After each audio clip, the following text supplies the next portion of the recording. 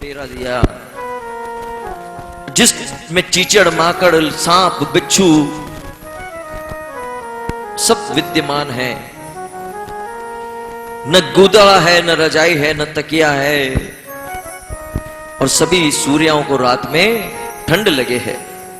ठंडी का समय, सबको ठंड लग रही, लेकिन एक चद्दर भी वहां नहीं थी। उनको ओढ़ने के लिए, उड़ाने के लिए एक चद्दर भी नहीं है। पहाड़ का पाटड़ा धूनी दे लगाए, हर जस गावे सूर्या मृदंग ताल बजाए। और अब टेम कैसे पास करे?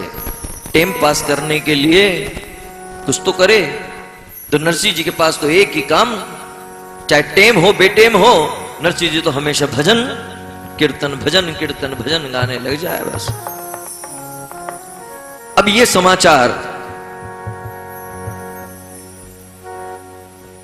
तब एक दिन ज्ञानदास जी का ज्ञान जागा। ठंड लग रही, कीड़े मकोड़े खा रहे, मच्छर खा रहे। ज्ञानदास जी ने कहा, नरसिंह जी ठंड घड़ी लागे, भूखा है, भोजन नहीं। तो नरसिंह जी ने कही, अजी ज्ञानदास जी, अगर सुबह को टेम हो तो मैं बाजार में से भीख मांग के ले आता कुछ न कुछ और खा लेता, लेकिन रात को टेम है, कोई यो भी नहीं देगो, और सिया लागे है तो अब के करसी, भजन कीर्तन करो, सब ठाकुर भेली करोगो। यहां भी विश्वास था नरसिंह को ठाकुर पर। इसके बाद ज्ञानदास जी का ज्ञान जागा।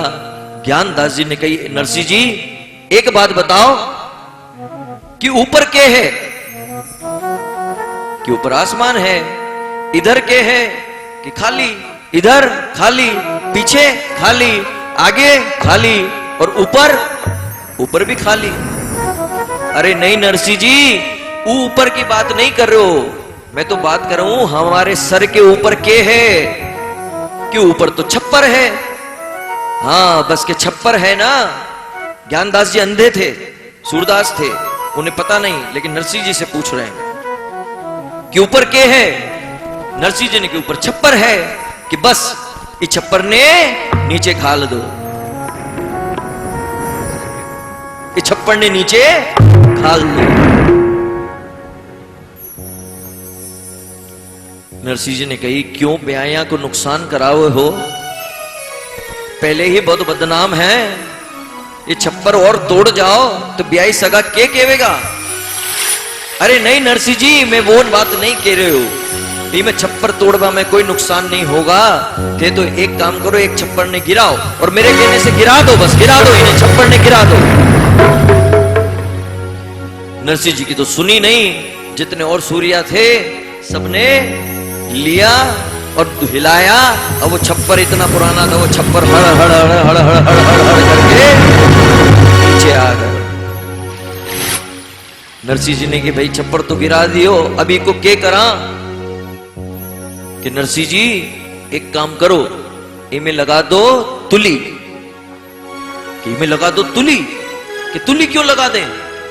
तुली लगाई तो ये जल जासी। अरे नरसिंह जी थे तो और कुछ मत करो, इमें लगा दो तुली। नरसिंह जी ने तुली लगा दी, और छप्पर भड़ भड़ भड़ भड़ भड़ भड़ करके जले। जलने से, छप्पर के जलने से एक तो चाननो हो गयो, यानी उजालो हो गयो, और मच्छर मक्खी कीड़े मकोड़े सब भाज गए। ये ज्ञानदास जी का ज्ञान था, जिसकी वजह से वहां उजाला हुआ और कीड़े मकोड़े मच्छर सब भाग गए।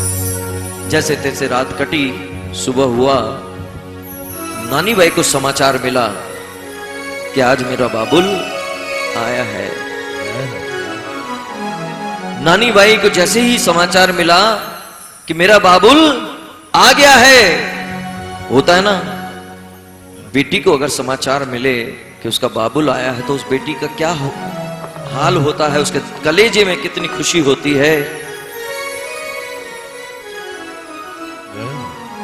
श्री राधे, श्री राधे, श्री राधे।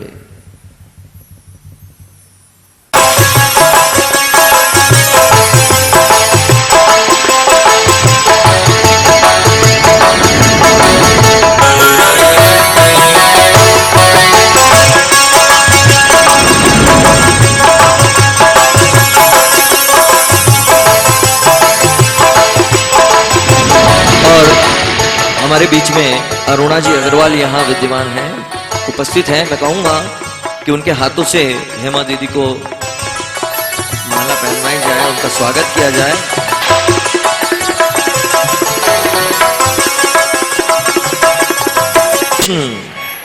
एक माला जोर से, जय श्री कृष्ण।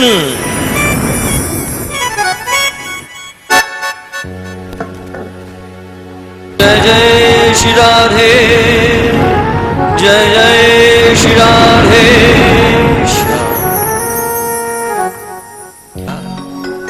बोल उठा, होता है ना, ये बात पक्की मानना। अच्छा एक बात बताओ, बाप एक पिता को बेटा और बेटी में सबसे प्यारा कौन है? पहलो लो या तू जुड़ो, बेटी या बेटा, पहला या तू जुड़ो? हाँ, बेटी। बेटा तो प्यारा है ही, लेकिन एक पिता अपनी पुत्री से जो प्रेम करता है वो अलग भाव है। एक पिता के दिल में अपनी पुत्री के लिए एक अलग प्रेम होता है। बाप थक हार कर आए, रात को दुकान से, फैक्ट्री से, ऑफिस से थक हार कर आए रहेगा, लेकिन उठेगा नहीं, पानी नहीं पिलाएगा पिता को। लेकिन बेटी, बाप थक कर आएगा तो बेटी कितनी भी काम कर रही हो, कुछ भी कर रही हो, अपना काम छोड़कर पहले अपने पिता को पानी का गिलास देने जाती है। और बेटी, इन बेटियों के लिए दो चंद शब्द कहना चाहूंगा, बड़े ध्यान से सुनना, बड़ी प्यारी बात कह रहा हूं। कि ओस की बूंद की तरह होती है बेटियां, और स्पर्श खुरदरा हो तो रोती है बेटियां। ओस की बूंद की तरह होती है बेटियां, स्पर्श खुरदरा हो तो रोती है बेटियां। और रोशन करेगा बेटा एक कुल को, रोशन करेगा बेटा तो एक कुल को, दो दो कुलों को रोशन करती है बेटियां।